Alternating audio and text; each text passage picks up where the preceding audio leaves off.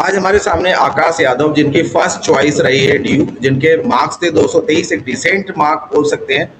Online learning के एक perfect example है आकाश। पूरी जर्नी को एक्सप्लोर करेंगे और आई होप कि आप सभी को बहुत इंटरटेन होने वाला है और बहुत सारी इन्फॉर्मेशन मिलने वाली है कि सीयूटी पीजी का एक परफेक्ट रोड मैप और डीयू क्यों उनकी पहली चॉइस बनी और काउंसलिंग प्रोसेस तक हम लोग जाएंगे, बारी बारी से एक्सप्लोर करेंगे और आकाश यादव की जर्नी को भी एक्सप्लोर करेंगे। तो सबसे पहले तो बेस्ट विशेस आकाश, कॉन्ग्रेचुलेशंस इतनी अच्छी स्कोर के लिए, जो बहुत अच्छा स्कोर माना जाता है। तो आकाश, मुझे लग रहा है कि आज हम लोग जस्टिफाई कर पाएंगे इस पॉडकास्ट को। कैसा लग रहा है Akash? First of all thank you sir for इस पॉडकास्ट बुलाने के लिए, and I am very glad after achieving this. तो जो जैसे 223 मार्क्स है, तो मुझे लग रहा है ये डिसेंट है, और जैसे ही हमारा रिजल्ट आता है, इसको रिवील होता है, तो हम कंफर्म एकदम श्योर शॉट हो जाते हैं कि हमें पहली हमारी चॉइस है बहुत इजीली मिलने वाली है। तो जब तुम्हारा स्कोर कार्ड आया होगा तो तुम्हारा रिएक्शन क्या था उस समय? उस वक्त सर जब स्कोर कार्ड आया तो मैं थोड़ा मतलब कट ऑफ पता थी कि लास्ट ईयर कट ऑफ क्या गई थी, तो थोड़ा डाउट में था कि शायद पहली लिस्ट में, वरना at the and third list में तो मेरा हो जाएगा शॉर्ट लिस्ट। ओके, इस बार का पेपर 2026 था, उसका पेपर अनएक्सपेक्टेड था, टफ था, इजी टू मॉडरेट था 2025 से 2024 के। तो तुम्हें कैसा लगा पेपर? सर वो लाइक कंप्यूटर का पोर्शन तो ज्यादा था, तो जिन्होंने कंप्यूटर ज्यादा अच्छे से करी थी उनके लिए वो इजी था, और मैथ का पोर्शन तो काफी कम आया था एज कम्पेयर टू 2025, तो इसलिए इस बार का पेपर थोड़ा इजी था। बट उसमें थोड़ी ट्रिक्स थी सर, लाइक कॉम्प्लीमेंट का जो क्वेश्चन था, इसमें काफी बच्चों ने कहा था कि इसका आंसर अलग अलग की ऑप्शन सी या फिर जो भी था बताया था, लेकिन उसमें वो काफी बच्चे चूक गए। अच्छा, तुमने कितने अटेम्प्ट किए होंगे? रफ एक आइडिया कि 75 क्वेश्चन आते हैं और 1.5 घंटे मिलते हैं, तो कम टाइम मिलता है, बट ठीक 75 क्वेश्चन भी हमारे हैं, तो लगभग कितने अटेम्प्ट कर लिए होंगे? सर मैंने 61 to 63 अटेम्प्ट कर लिए थे। ओके, यानी एक्यूरेसी काफी, स्पीड भी काफी ठीक ठाक रही, मतलब 60 प्लस जब पहुंचते हैं। लगभग कितने गलत रहे होंगे, कुछ आइडिया? 4 से 5 सर। ओके, तो कौन से पोर्शन में तुमने ज्यादा मैक्सिमम स्कोर किया? क्योंकि यहाँ 3 पोर्शन रहते हैं, कंप्यूटर, फिर मैथ्स एंड एलआर, तो ज्यादा किस पे तुम्हारा अटेम्प्ट था और ज्यादा किससे मार्क्स बने तुम्हारे? सर मेरा मेन फोकस था कंप्यूटर और रीजनिंग पे, और उसके बाद फिर मैथ पे। जैसे 2026 के आगे जो 2027 या 28 के जो एस्पिरेंट है, तो जब वो तैयारी करते हैं तो पेपर का लेवल और कैसे तैयारी करें, कुछ एक रोड मैप या रिसोर्सेज तुम्हारे पास अवेलेबल हो? तो मैं लगता हूँ कि इन सारी मीडियम्स को करने से 100% अगर सही से एफर्ट डाले जाए तो एक अच्छा स्कोर बन सकता है। सर रोड मैप तो मैं दूंगा कि अगर आप प्रिपेयर कर रहे हैं तो सबसे पहले अपनी रीजनिंग कंप्लीट कर लीजिए, क्योंकि उसका एक तो सिलेबस बहुत छोटा है और ये स्कोरिंग है, आपके 40 से 50 मार्क्स पूरे हो जाएंगे इसी में। और उसके बाद फिर आप फोकस कर सकते हैं अपने कंप्यूटर और मैथमेटिक्स पे। अब इस पे मैं कहूंगा कि कोई शॉर्ट नहीं है, कभी मैथ भी आ सकती है, कभी कंप्यूटर भी आ सकती है। अगर आप पुराना मतलब मैंने जब एनालिसिस किया था तो मैं देखा था कि एक बार ऐसा हुआ था कि 32 क्वेश्चंस मैथ के थे और 29 या 30 क्वेश्चन कंप्यूटर के थे, मतलब उस ईयर में 2 क्वेश्चन मैथ के ज्यादा आए थे। तो हो सकता है कि आगे आके 27 या 28 में मैथ का पोर्शन ये लोग बढ़ा दे, तो आपको कंप्यूटर मैथ दोनों बराबर लेके चलनी पड़ेगी। बराबर लेके चलनी पड़ेगी। जैसे कि ज्यादातर स्टूडेंट, जैसे तुम्हारे साथ भी हुआ होगा, और ये हर साल ऐसा होता है कि बच्चे बहुत ज्यादा परेशान रहते हैं मैथ के लेवल को लेके, कि मैथ का लेवल क्या रहने वाला है, कितना पढ़ें।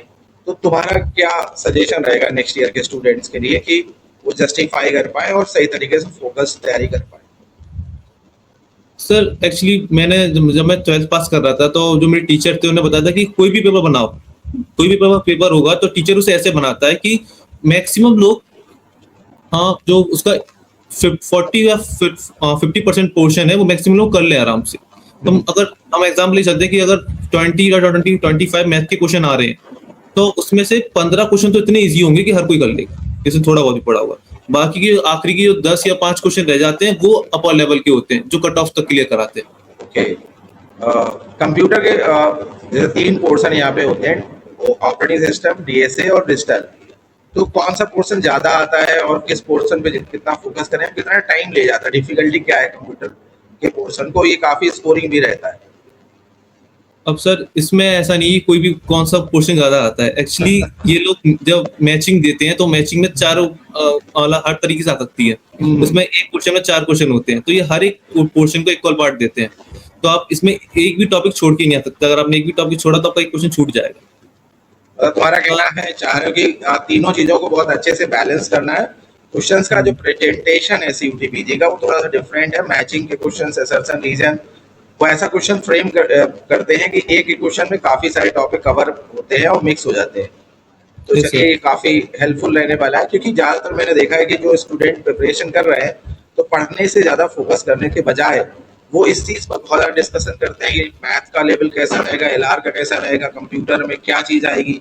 तो वो पूरा डिस्कशन से ज्यादा मैंने स्टूडेंट्स का जब आफ्टर द स्कोर जो एनालिसिस करा तो हमें लगा कि जो साइलेंट होके अपनी चीजों पर टू द पॉइंट अपना फोकस करते रहे, बैलेंस बना के चले। उन्होंने, जैसे तुमने सबसे पहले ही बोला कि रीजनिंग को सबसे पहले कवर कर ले। ज्यादातर माइंडसेट बच्चों का होता है कि रीजनिंग तो बहुत हल्की है, बट तुमने इस बात को ध्यान दिलाया कि यार जो चीज थोड़ी सी शॉर्ट में है और हमें स्कोर तक ले जाएगी तो हम उसको प्रियोरिटी भी दें। तो समझ में आया कि यार रीजनिंग, मैथ और कंप्यूटर सभी को हमें पूरा पूरा ध्यान देंगे, तभी हम 300 में 220 230 ऐसे स्कोर बना पाएंगे। कोई ऐसे रिसोर्सेज जो तुम्हें लगते हैं कि यार आगे रिज्यूमियर्स के लिए काफी हेल्पफुल होने वाले, या कौन से मीडियम तुम्हें लगते हैं कि इफेक्टिव होते हैं, जैसे कि नोट्स है, टेस्ट सीरीज है, तो तुम्हें क्या लगता है कि इन चीजों पर ध्यान दिया जाए? सबसे पहले सर नोट्स बहुत इंपॉर्टेंट होते हैं, वो भी खुद के हैंड रिटन नोट्स होने चाहिए, क्योंकि जब आखिरी का दिन होगा पेपर से एक दिन पहले 2 दिन पहले, तो आप कुछ एक्स्ट्रा पढ़ नहीं सकते, आपको उन्हीं को रिवाइज करना होगा। और तो जो आपके बनाए नोट्स होंगे वो बहुत हेल्प करेंगे, क्योंकि एक्चुअली माइंड में पिक्चर्स स्टोर होती हैं, तो वो जो आपने जो लिखा है वो आपको हमेशा याद रहेगा। हाँ। और दूसरी बात सर, टेस्ट सीरीज देना बहुत इंपॉर्टेंट है। जो मैंने दी थी तो उससे भी मालूम पड़ा कि मेरे हर बार कितने क्वेश्चन गलत जा रहे हैं और मैं कितने हाँ। क्वेश्चन टारगेट लेके चलने चाहिए। तो टेस्ट सीरीज भी इम्पोर्टेंट रोल रखती है। टेस्ट को कैसे इफेक्टिव बनाए? टेस्ट सीरीज तो बहुत सारे स्टूडेंट लेते हैं, जैसे कि मार्वल क्लासेस के प्लेटफॉर्म पे देखा जाए तो मुझे लग रहा है कि 2000 तक स्टूडेंट पहुंचते हैं, बट मैं भी एक्सेप्ट करूंगा कि सिलेक्शन रेशियो वैसा नहीं रहता। तो टेस्ट लेना इंपॉर्टेंट है या कैसे दिए जाए? कुछ तो डिफरेंट रहता है कि कोई बच्चा जो सिलेक्शन नहीं ले पा रहा है और कुछ ले रहे हैं, अच्छा कर रहे हैं, बार बार सभी बोल रहे हैं टेस्ट सीरीज इंपॉर्टेंट है, तो क्या कुछ लोग मिसिंग कर जाते हैं, कुछ लोग ध्यान नहीं दे पाते कुछ चीजों पर, तो ऐसी कौन सी बातें हैं जो ध्यान दी जाए? सर एनालिसिस बहुत इंपॉर्टेंट है। आपने टेस्ट दिया तो उसके बाद आपको अपना स्कोर चेक करने के बाद ये भी देखना है कि आपने किस पोर्शन पे कम किया है, क्योंकि मैंने जब भी टेस्ट दिया, यस सर, एनालिसिस मतलब कैसे एनालिसिस करी जाए? जैसे कि मैं जब भी टेस्ट देता था तो जब मेरे स्कोर जो भी स्कोर आता था तो मैं देखता था कि कौन से क्वेश्चन गलत गए हैं और कौन से क्वेश्चन मैंने छोड़ दिए। जो क्वेश्चन हो गए वो तो हो गए सर, लेकिन जो क्वेश्चन मैंने छोड़ दिए मैं उस पर फोकस करना है ना, और जो क्वेश्चन गलत है मैं इस पर फोकस करना है, तो उस टॉपिक पे मैं स्ट्रॉन्ग करना पड़ेगा। जैसे मैं हर बार एक बात थी, जब मैं लिमिट एंड डिफरेंशियबिलिटी, वो क्वेश्चन मेरे हर बार छूट जाया करते थे। फिर मैंने उस पर फोकस करना शुरू किया, उसकी पीपीटी लगाई, कम से कम 30 से 40 क्वेश्चन सॉल्व किए और तब जाके उसके एक आध दो क्वेश्चन बने सर मेरे पर। अच्छा, हाँ, मतलब अभी 2-3 स्टूडेंट से पहले भी बात कर चुके हैं, तो अभी एक बच्चा बोल रहा था कि मैंने जब पहला टेस्ट दिया तो मेरे 6 नंबर आए थे। तो मतलब 6 नंबर आए, फिर डे बाई डे मैंने टेस्ट पढ़ाने शुरू किए, एनालिसिस करा, तो वही टॉपिक मैंने दोबारा टेस्ट दिया तो लगभग मेरे 60 to 70% out of the total बनने लगे थे। तो मुझे लग रहा है कि टेस्ट से चीजें इम्प्रूव होती है। अच्छा, जैसे कि तुम्हारा जो 223 स्कोर था, तो रिजल्ट के बाद ये तो पता चल गया था कि मतलब हमें टॉप लेवल कॉलेजेस लिस्ट में तुम्हारे आई गेस तुम्हारा भी होगा कि DU, JNU, BHU, I think preference you को लेकर होगा। तो कितने, क्योंकि जब हमारा स्कोर आ जाता है तो हमें फिर CUT-PG में अलग अलग यूनिवर्सिटीज के लिए अप्लाई करना पड़ता है, फॉर्म भरना पड़ता है। तो तुमने कितने फॉर्म भरे और कहाँ अप्लाई करा? सर एज पर माई स्कोर तो मैं श्योर था कि ये मतलब ये DU, JNU या BHU में हो जाएगा, तो मैं खाली यही 3 कॉलेज में मैंने फॉर्म भरे थे, खाली 3 फॉर्म भरे थे। सबसे पहले BHU का ओपन हुआ, तो पहले BHU का, फिर DU का, देन JNU का। लगभग डेट आइडिया है कि कब ये मतलब रजिस्ट्रेशन ओपन करते हैं? जैसे कि आगे वाले बच्चे अगर देखें तो उन्हें पता चल जाए कि भाई जैसे रिजल्ट का अगर तुम्हें आइडिया हो, एग्जाम की डेट का आइडिया हो, नोटिफिकेशन का जो जो तुम्हें डेट पता हो, जैसे कि बच्चे आगे जब कभी भी देख रहे हो तो उन्हें पता जाए कि यार इस समय रजिस्ट्रेशन आउट हो जाते हैं और इस समय एग्जाम भी लगभग होता है अप्रॉक्सीमेट, और फिर काउंसलिंग प्रोसेस इस समय शुरू हो जाता है। तो कुछ कुछ अगर डिटेल हो।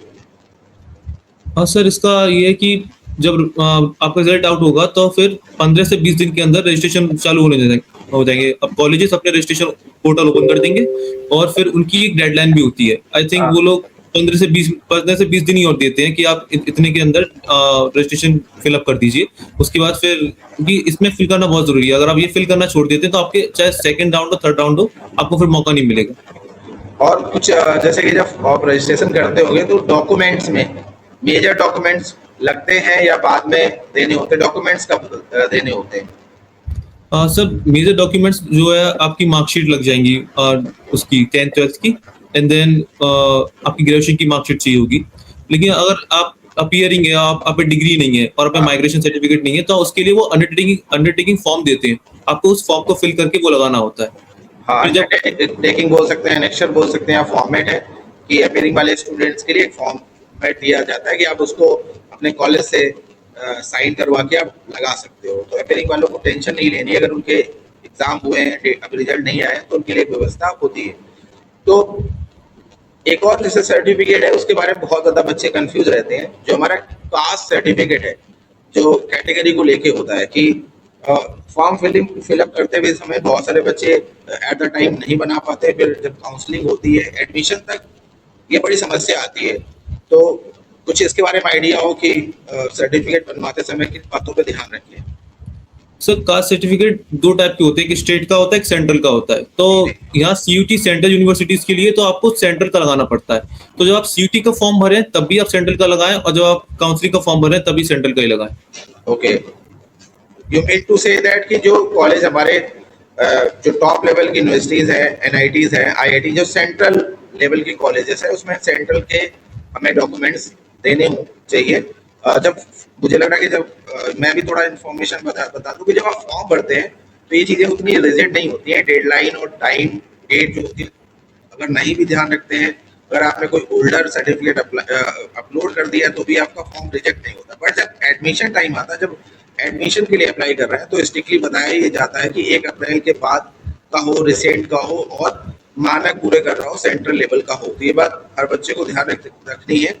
अब एक और इम्पोर्टेंट मुझे लग रहा है कि जैसे कि कट ऑफ को लेके, कि जब आप अभी अप्लाई कर रहे होंगे डीयू को, बीएचयू को, जेएनयू के, तो आपको कुछ रफ आइडिया है कि यार कहाँ तक के बच्चे, स्कोर तक के बच्चे शॉर्ट लिस्टेड हो गए थे फर्स्ट या सेकेंड राउंड में, जो भी आइडिया होती है रफ? सर मैंने एक्चुअली आपको कब की जानी है, 2026 की, मतलब इसी की। अच्छा, तो ये रैंक निकालते हैं या स्कोर वाइज निकालते हैं? कैसे लिस्ट निकालते हैं? कैसे पता चलता है कि आपका हो गया है? कुछ है इसके बारे में आइडिया? सर डीयू तो स्कोर निकालता है, वो डायरेक्ट बताता है कि 2027 या 2028 से ऊपर जितने भी है उनका सिलेक्शन हो गया है, और आपने अगर रजिस्ट्रेशन किया है तो आपके पोर्टल पे, अकाउंट पे दिखेगा कि आपको सीट मिल चुकी है। ओके, और आप ये कहना चाह रहे हैं कि एक डेडिकेटेड पोर्टल होता है, जैसे कि डीयू का CAS करके कैंप राउंड के लिए एक डेडिकेटेड पोर्टल है, तो पोर्टल पर ही लॉगिन करने के बाद आपको अपना स्टेटस और चीजें दिखती रहती है। यस सर, एक्चुअली सब कॉलेजेस, बीएचयू, डीयू और जेएनयू अपना मतलब शेड्यूल निकाल देते हैं कि इस डेट से डेट तक रजिस्ट्रेशन चलेंगे और पहली लिस्ट इस डेट को आएगी, और फिर उसका एडमिशन या एडमिशन फीस इस डेट तक आपको पेमेंट करना पड़ेगा। तो आपको फिर कोई टेंशन की जरूरत नहीं है, आपको उसी दिन जाके अपना पोर्टल लॉगिन करके देखना है। जब डीयू में एडमिशन लेते हैं तो इनिशियली कितनी फीस देनी पड़ती है? सर मैंने तो अभी लाइक 24,671 समथिंग लाइक दी थी। तो ये हमारी सेमेस्टर वाइज थी कि पूरी ईयर की फीस थी? सर ये तो नहीं, उन्हें कुछ मेंशन नहीं किया था, उन्हें डायरेक्ट फी पेमेंट किया, बताया आपको 24,000 के लगभग आपने फीस सबमिट करी है। Yes sir. तो आगे के क्या प्लान्स हैं? आप तो फाइनली आपको जो एक ड्रीम कॉलेज है, आपका भी ड्रीम कौन सा था? मतलब CUTPG को जब टारगेट कर रहे थे तो आपने किस कॉलेज को लेकर टारगेट किया? कौन सा कॉलेज आप चाहते थे? तो डीयू ही पहले की प्रेफरेंस थी या कोई और? एक्चुअली सर मैंने सुना था कि इनकी मतलब कि डीयू जेएनयू बराबर पे चलते हैं, उसके बाद बीएचयू आता है। तो मुझे पता नहीं था उस वक्त कि कौन से कॉलेजेस बेटर है। मैं कहा पहले प्रिपरेशन कर लेते हैं, जब स्कोर आएगा तब देख लेंगे।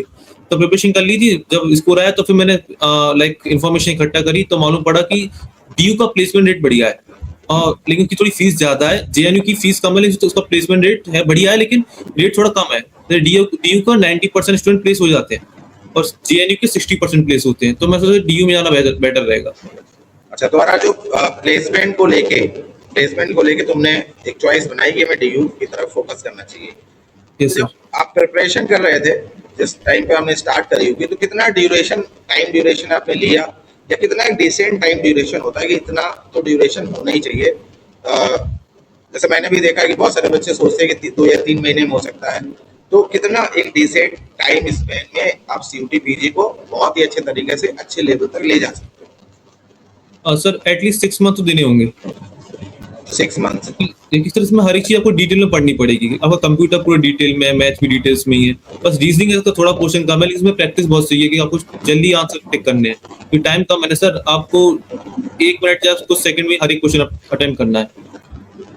पेपर के टाइम पर कोई ऐसी स्ट्रेटजी होती है जो कुछ जैसे कि कोई रोड मैप या स्ट्रेटजी जो तुमने बनाई हो कि यार पेपर के टाइम पर हमने इन चीज़ों को अप्लाई करा तो हमारे स्कोर में एक अच्छे स्कोर तक पहुंचा, या प्रैक्टिस से आती है?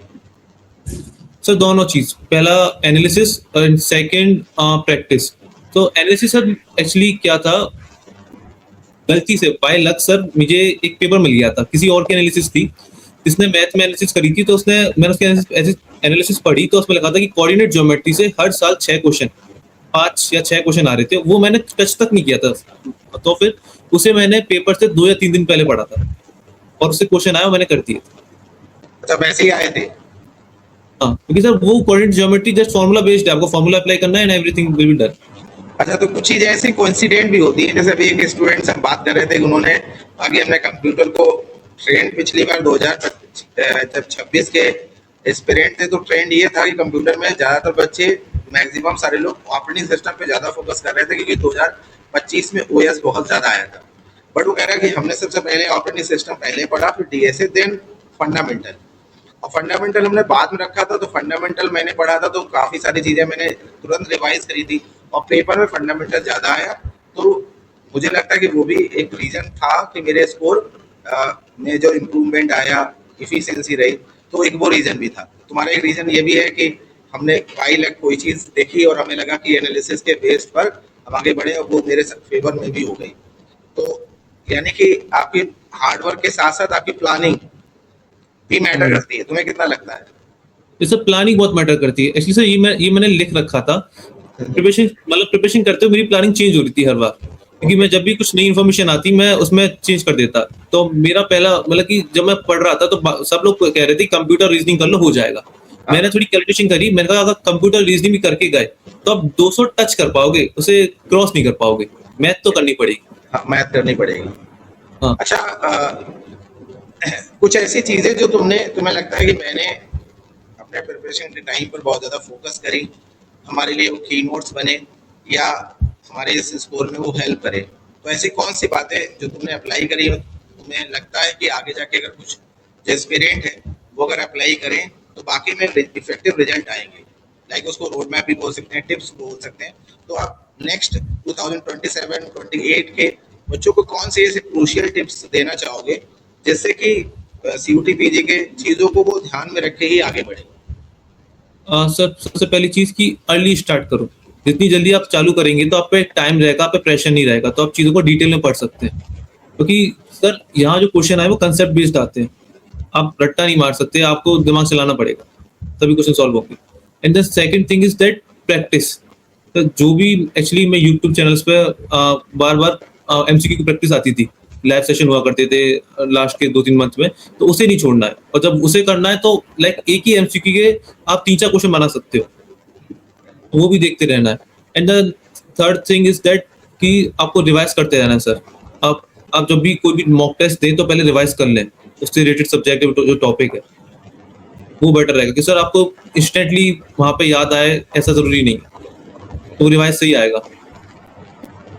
अब फाइनल एक कंक्लूजन वाली बात आती है, क्योंकि मुझे लग रहा है कि कई सारी चीज़ों पर हमने डिटेल में बात करी और आकाश ने बहुत अच्छे से लग रहा है कि आकाश ने जस्टिफाई करा पूरा। सबसे ज़्यादा मुझे लग रहा है फोकस करा था कि इन्होंने कहा टाइम इतना इनफ होना चाहिए, आप बहुत अच्छे से चीज़ों को कमांड कर पाए।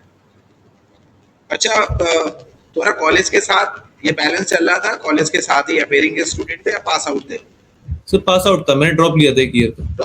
ड्रॉप ईयर था, तो तुम्हारा टारगेट ये था कि हमें मास्टर्स करना है और यस सर। सीयूटी पीजी को टारगेट करना है। इससे हम्म, पहले एग्जाम दिया था, कैसे दिया था? तो वो स्कोर पता है कितने थे? सर 110 थे।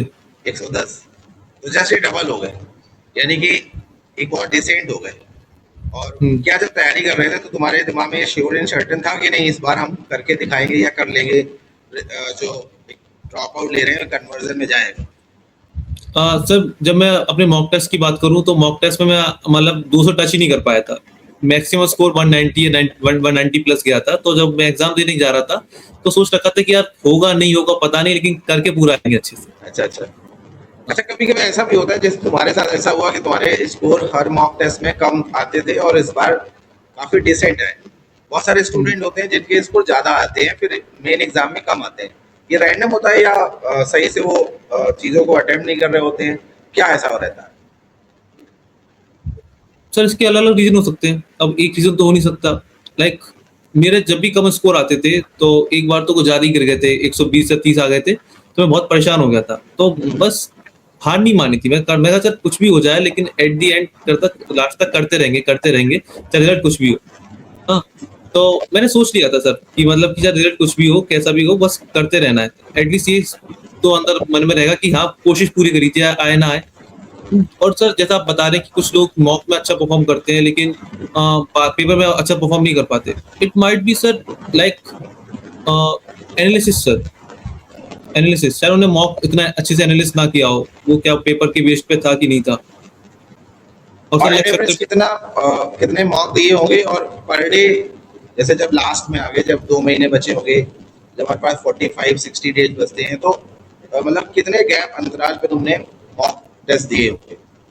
सर मैंने पहला मॉक टेस्ट दिया था 1 फरवरी को और 11 मार्च का हमारा पेपर था। हाँ वो पहला मॉक भी मैंने इसलिए दिया क्योंकि सर वो ऑल इंडिया मॉक का फ्री था। हाँ, तो फिर उसमें दिया था तो मेरे मार्क्स थे 151 मॉक में। तो जब ये मालूम पड़ा तो फिर लाइक बहुत बेकार लगा कि 1 महीना बचा है और 151 मॉक में आ रहे हैं। तो सर फिर मैंने मॉक टेस्ट सीरीज करी थी और उसके बाद फिर मैंने उस पर लाइक मैंने 15 से 20 तो दिए होंगे सर फुल मॉक दिए होंगे, और उससे इम्प्रूवमेंट होते होते तुम्हारा लगभग 200 के करीब पहुंचने लगा था। मॉक। जो मॉक टेस्ट दिए हैं और वो टेस्ट जो एग्जाम में आया है, उनमें से तुम्हें क्या कौन टफ लगा? मतलब जो हमारा मेन सीयूटी पीजी एग्जाम या तुम मॉक देते थे, उनमें से ज्यादा टफ तुम्हें कौन लगा? मॉक टेस्ट टफ था सर। टफ रहते थे? हाँ अच्छा, हाँ, तो बच्चे नेक्स्ट ईयर के ध्यान रखना है कि मॉक टेस्ट अगर आपके नंबर कम आ रहे हैं तो आप उनको, जैसे इन्होंने बोला कि 130 मार्क्स आए, तो हमने उसको बहुत सीरियसली लिया और एनालाइज किया और फिर बढ़ाने की कोशिश करी। तो मॉक टेस्ट डिफिकल्टी इसलिए रखी जाती है कि आप सर्वाइव कर पाए लास्ट में, और लास्ट में फिर आप अच्छे से सर्वाइव करें। ये आकाश के वर्ड है, आकाश ने ये चीज़ जस्टिफाई करी है। अब मैं आकाश, अब नेक्स्ट जो प्लान है, मतलब आपको कॉलेज मिल गया है, सबसे बड़ी बात होती है कि हम पहले कॉलेज के लिए ट्राई करते हैं, मनचाहा कॉलेज मिल जाता है। तो तुम्हारे आगे के क्या बेंचमार्क है, क्या सेट तुमने करके रखा है, क्या सोचा है, आगे का प्लान क्या है? सर 2-3 प्लान्स हैं सर, मैं थोड़ा कंफ्यूज हूँ उसमें कि क्या चूज करूँ, लेकिन वो अब चलते चलते मालूम पड़ेगी सर। मेरी एमसी का भी पूरा क्लियर नहीं था सर। जब मैं 3rd ईयर में था बीसीए की, तो भैया ने कहा था एमसी की फॉर्म भर दे। मैं क्लियर नहीं था कि करना है नहीं करना है, भैया कहते प्रिपरेशन कर ले, मैंने करी नहीं थी, डायरेक्ट फॉर्म मतलब पेपर देने चला गया। तो उसके लगा कि चलो अब प्लेसमेंट भी नहीं हुई है और ना कोई कॉलेज मिला है, तो एक साल ड्रॉप लेके कर लेते हैं एमसीए।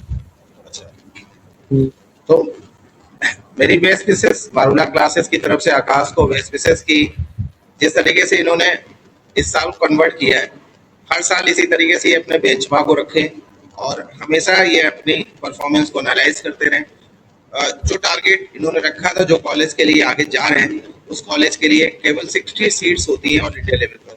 कई सारे एस्पिरेंट, हजारों एस्पिरेंट फॉर्म भरते हैं, उनमें से फिर 60 लोगों में चुनाव होता है। तो एक देखा जाए तो मेरे लिए, और पर्सनली मैं मानता हूँ कि इन्होंने इसके पीछे कई बार हार्डवर्क किया होगा और कई बार ये मायूस भी हुए होंगे। तो मुझे इस बात का एहसास है। तो मैं मानता हूं कि इन्होंने पूरे साल को जस्टिफाई किया, इसी आशा के साथ कि आगे ये बहुत अच्छा करते रहेंगे और फिर जब ये और अच्छा करें तो मैं दोबारा फिर से आकाश से फिर बात करूंगा, आप तक पहुंचाऊंगा। मुझे लग रहा कि आकाश, जितने भी हमारे जो स्टूडेंट एस्पिरेंट हैं आगे जो देख रहे होंगे, आकाश ने अपनी सारी बातें, सारे जो भी 6, 7, 8 महीने में जो रहा होगा बिल्कुल फ्लॉलेस और बिना स्क्रिप्टेड के बात बताई, जहाँ इनके मार्क्स कम आए, जो डिफिकल्टी आई, तो ये काफ़ी ज़्यादा ज़्यादा सारे बच्चों को मोटिवेट करेगा जो रियल में ड्रीम रखते हैं। तो आकाश, बेस्ट विशेस और थैंक यू सर। पारुला क्लासेस की तरफ से best wishes for the great future. Thank you. बहुत अच्छा लगा कि आपने तो चीज़ों को, जो जिसके लिए परेशान रहते हैं, जैसे तुमने बोला कि मीडियम और यूट्यूब भी होता है, तो यूट्यूब एक स्ट्रॉन्ग मीडियम है, हमें एक रोड मैप मिलता है। तो चीज़ें जब आप तैयारी कर रहे होते हैं तो ये सारी चीज़ें बहुत ज़्यादा इम्पैक्ट डालती हैं, छोटी छोटी चीज़ें। तो आई होप कि इससे और सारे स्टूडेंट आकाश की तरह दोबारा फिर से इस कोर्स को रिपीट करेंगे और फ्लॉलेस पहली ही लिस्ट में आप शॉर्ट लिस्ट हो जाते हैं, एक बड़ी बात है, और हेडेक से भी बचते हैं। तो congratulations again. Thank you so much sir. Thank you so much. Thank you so much for everything.